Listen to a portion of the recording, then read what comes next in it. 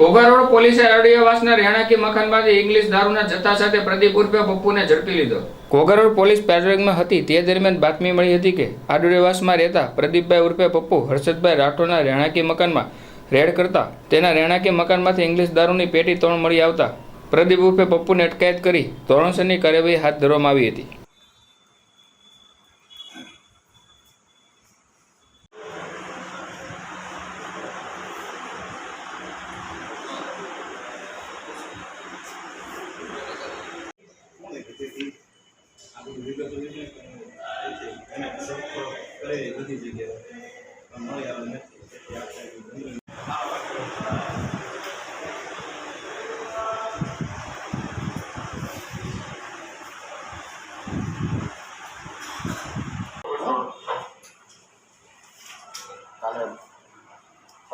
હવામાં જાવ કે ભાઈ બપોર પછી તમારે જ્યારે જાવ હોય ત્યારે હું તમને ટાઈમ ન કહું તમે આવી રહેજો।